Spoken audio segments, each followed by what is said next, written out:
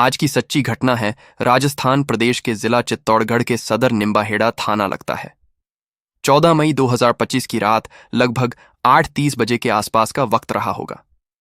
निम्बाहेड़ा में रह रही एक महिला जिसका नाम सोनिया होता है। सोनिया अपने ससुर को फोन लगाती है, जो उनके ससुर लगभग 150 किमी दूर भीलवाड़ा के तहसील आसंध के गांव दंतड़ा बांध में रहते हैं। उन्हें फोन करती है, जिनका नाम है लादूलाल बलाई। उनसे कहती है कि पापा जी, मैं अपने उन्हें फोन कर रही हूं, लेकिन वो मेरा फोन ही नहीं उठा रहे हैं और मैंने कितनी बार ट्राई कर लिया है। एक बार आप भी ट्राई करके देख लो। जब यह बात अपने ससुर तक कहती है, ससुर कहते हैं कि बेरा बिल्कुल भी परेशान मत होना, मैं बात करता हूं और हो सकता है कि वो तुमसे नाराज हो गया हो। जैसे ही ससुर ने अपने बेटे को फोन बुलाने की कोशिश की, उसने कई बार फोन किया लेकिन बेटे ने फोन ही नहीं उठाया। अब ससुर को थोड़ा लगने लगता है कि इससे पहले आज तक कभी ऐसा नहीं किया है बेटे ने कि मेरा फोन के पहली बार पे ना उठाया हो।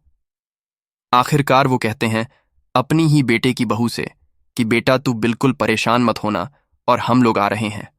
दरअसल वहां से ससुर, देवर और कई रिश्तेदार रात में ही चलने लगते हैं। लगभग 150 किमी का सफर तय करने के बाद वह यानी कि इंजीनियर मोतीलाल, जिसकी उम्र लगभग 32 साल के आसपास होती है, जो कि अनहा अर्बन इंफ्रास्ट्रक्चर डेवलपमेंट प्रोजेक्ट में इंजीनियर के पद पर वो तैनाती होती है, और वो अपने घर से, अपने गांव से बहुत दूर, जो कि नीमबाड़ा में अपनी पत्नी के साथ रह रहा था, और वह अचानक से गायब हो जाता है। इंजीनियर के गायब होने से परिवार के लोग परेशान हो जाते हैं। पत्नी भी परेशान हो जाती है। परिवार के लोग सीधा पहुंच जाते हैं थाने, और थाने जाने के बाद कहते हैं कि साहब, हमारा बेटा है और रात 8:30 बजे से उसका फोन नहीं उठ रहा है। कई बार ट्राई किया है। आखिरकार आप देख लीजिए, पुलिस ने मामले में गुमशुदगी दर्ज कर ली, और गुमशुदगी दर्ज करने के बाद उसका नंबर भी ले लिया इंजीनियर का, ताकि यह पता चल सके कि आखिरकार उसकी अंतिम लोकेशन कहाँ है, किससे बातचीत हुई है। सीडीआर निकलवा सकें ताकि कॉल डाटा रिकॉर्ड के माध्यम से यह पता चल सके कि किस किस से बातचीत हुई है, किससे नहीं हुई है। तो इस तरह से पुलिस ने अपने हिसाब से काम करना शुरू कर दिया, और लगभग 2 साल के पहले उनकी शादी होती है, और शादी के बाद दोनों का जीवन बड़े अच्छे से गुजर रहा था, ठीक ठाक चल रहा था। परिवार में कभी ऐसा महसूस ही नहीं होता था कि कोई दिक्कत परेशानी है, और इनकी जिंदगी ठीक चल रही। लेकिन 14 मई 2025 की रात लगभग 8:30 बजे के बाद वो अचानक से गायब हो जाता है। उसके बाद घर वाले परेशान हो जाते हैं। अब घर वालों ने वहां नीबाहड़े छेड़ा क्षेत्र में जाने के बाद ढूंढना शुरू किया। पुलिस का फोन पहुंचता है कि इनकी जो लोकेशन है वो घर से लगभग 500 मीटर दूर खेतों की तरफ है, एक बार उधर भी देखना चाहिए। पुलिस भी मदद करती है, घर वाले भी मदद करते हैं, दोस्त भी मदद करते हैं, रिश्तेदार भी मदद करते हैं। अब बड़ी संख्या में लोग इकट्ठा होकर ढूंढने लगते हैं। पत्नी भी साथ ढूंढ रही थी। सबके सब मदद कर रहे। आखिरकार घर से 500 मीटर की वह दूरी जहां खेत है, खेत के बाहर में एक कुआं है। कुएं के पास में अचानक किसी की टॉर्च पड़ती है, और यह 15 मई 2025 की सुबह लगभग 5 बजे के आसपास का वक्त रहा होगा। उस कुएं के पास देखते यहां की ब्लड काफी मात्रा में बह बह हुआ था, और ऐसा लग रहा था कि कुछ घंटे पहले ही शायद ये अब घर वालों ने क्या देखा कि जो कुआं है उस कुएं की थोड़ी गहराई होती है। कुएं के अंदर झांक के जब लाइट जलाकर देखते हैं तो उसमें एक लाश पड़ी हुई थी। बस इतना था कि पुलिस को सूचना दी जाती है। पुलिस मौके पर आती है। कैन के माध्यम से आखिरकार उस लाश को बाहर निकलवाया जाता है, और जब उसकी शिनाख्त कराई जाती है तो पता चलता है कि मरने वाला कोई और नहीं बल्कि वो इंजीनियर है, जिसको रात भर से पुलिस वाले, घर वाले, पत्नी, सब के सब लोग, आसपास के लोग तलाश कर रहे थे। उसके स्टाफ के लोग भी तलाश कर रहे थे। आखिरकार कत्ल क्यों हुआ, किसने किया, यही एक सवाल था, और सवाल के जवाब को ढूंढने के लिए पुलिस ने एक टीम गठित की, और टीम को जिम्मेदारी दी जाती है कि जितना कम से कम समय लगे कातिल को ढूंढने में ढूंढ के लाइए। आखिरकार पुलिस की जो जितनी टीम बनी हुई थी, वो टीम ने सब अपने अपने तरीके से काम करना शुरू कर दिया। जो इंजीनियर होता है, जहां लाश थी वहीं उसके पास में मोबाइल भी पड़ा हुआ था, बिल्कुल सकुशल था, कोई दिक्कत नहीं, परेशानी नहीं। उसके बाद फिर एक कांस्टेबल होता है। उस कांस्टेबल की नजर पड़ती है मोबाइल पर, और मोबाइल को वो देख रहा था, और देखते देखते वो व्हाट्सएप पर जाता है। व्हाट्सएप से जैसे कई बार वीडियो कॉल करते हैं, कई बार सिंपल कॉल करते हैं, तो ऐसे ही एक अंतिम नंबर था। उस अंतिम नंबर पर जब उन्होंने कॉल किया कि आप कौन बोल रहे हैं, तब उधर से पता चलता है कि वो वीर सिंह मीणा बात कर रहा है, जिसकी उम्र 32 साल के आसपास होती है और ये भी वहीं रहता है जहां पर यह मोतीलाल इंजीनियर रहता था। दरअसल वीर सिंह मीणा जो होता है वो इंडियन बैंक में कैशियर होता है और उससे जब बातचीत की जाती है कि तुमने आखिरी बार जो कॉल किया था, क्या बातचीत की थी, बस इसी के बारे में जानना है। दरअसल घर इन दोनों के आसपास में है। एक इंजीनियर है, एक बैंक में कैशियर है।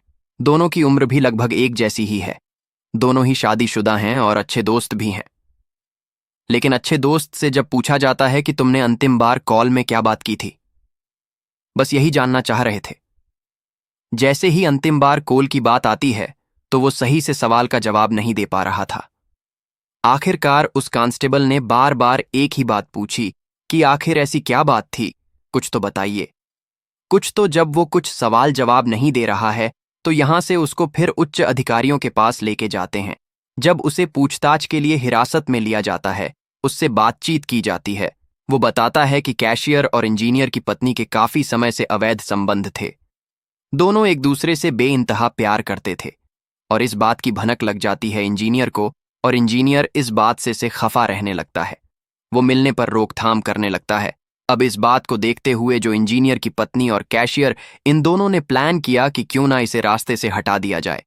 लेकिन रास्ते से हटाने से पहले वो सोचते हैं कि हर बार कातिल पकड़े जाते हैं कि काम ऐसा करना है कि किसी को पता न चल सके कि आखिरकार क्या मामला है। ऐसे ही 14 मई 2025 की रात लगभग 8 बजे के आसपास पति और पत्नी यानी कि इंजीनियर उसकी पत्नी सोनिया पहले खाना खाते हैं और खाना खाने के बाद पत्नी कहती है कि एक काम करते हैं, थोड़ा टहल के आते हैं।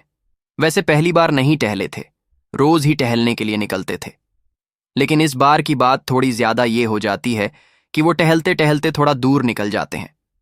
टहलते टहलते जब दूर निकल जाते हैं तो पत्नी अपने मोबाइल को घर पर छोड़ के चली जाती है और जो पति होता है वो उसे साथ वो कहती है कि थोड़ा और चलते हैं, थोड़ा और चलते हैं। इस तरह से चलते चलते जब लगभग घर से 500 मीटर की दूरी पर जो खेत आने लगते हैं, खेत के पास कुआं होता है। कुएं के पास जाकर खड़े हो जाते हैं और वहां पहले से ही बैंक का जो कैशियर होता है, वह कैशियर एक बड़ी लोहे की रोड लेकर बैठा हुआ था और जैसे ही उसको मौका मिलता है वो पूरी ताकत के साथ उस इंजीनियर के सर में मार देता है। इंजीनियर के सर में मारता है, शरीर के अलग अलग हिस्सों में मारता है और मारने के बाद जब इत्मान हो जाता है, उन्हें तसल्ली हो जाती है कि वह बिल्कुल मर चुका है। तब वह इस बीच में उसका काफी मात्रा में उसका ब्लड भी बह चुका था, लेकिन उन्होंने देखा कि कभी पकड़े नहीं जाएंगे और उसकी लाश को उठाया। उठाने के बाद उस कुएं में डाल देते हैं और अपने अपने काम से वापस घर चले जाते हैं। लगभग आधा घंटा ही बीता था या उससे कम बीता था। उसके बाद जो सोनिया, उसने अपने पति को फोन लगाना शुरू कर दिया क्योंकि वो घर से निकले हुए आधे घंटे से ज्यादा का समय हो चुका था। सोनिया अपने पति को फोन लगा रही थी और यह फोन लगाने का नाटक कर रही थी। नाटक इसलिए कर रही थी ताकि किसी को शक ना हो, क्योंकि वो फोन उसके साथ ही छोड़ दिया। कुएं में लाश पड़ी हुई है, पास में फोन है जो बज रहा है और आसपास दूर दूर तक कोई उसको सुनने वाला नहीं था, और जो सुनने वाला था वो हमेशा हमेशा के लिए सो चुका है। लाश के बाद फिर कातिल मिल जाते हैं और कातिल के बाद फिर जो खुलासा होता है तो लोगों को यकीन नहीं हो रहा था कि एक शानदार, एक बेहतरीन जोड़ी परिवार ने बनाकर दी थी, जिसमें सोनिया की और मोतीलाल की। लेकिन वह जोड़ी कब कैसे उसमें दरार पड़ जाती है, कब वह पति पत्नी अपने पति को लगातार धोखा दे रही थी और बैंक कैशियर के साथ वो अवैध संबंधों में बंध जाती है और इस बात का उसको पता चल जाता है और कत्ल हो जाता है। पुलिस ने दोनों को गिरफ्तार किया और गिरफ्तार करने के बाद जेल भेजा, और जब जेल भेजा जाता है तो यकीन नहीं हो रहा था कि कैशियर, जिसकी खुद भी शादीशुदा है, उसकी एक अच्छी सुंदर बीवी है, वो आखिरकार ऐसा कैसे कर सकता है। लेकिन व्हाट्सएप पे जो उसने कॉल किया था, ये कहते हैं कि व्हाट्सएप के जो रिकॉर्ड है वो सेव नहीं रह पाते हैं। जो बात करते हैं उसका पता नहीं चल पाता क्योंकि बहुत ज्यादा प्राइवेसी होती है।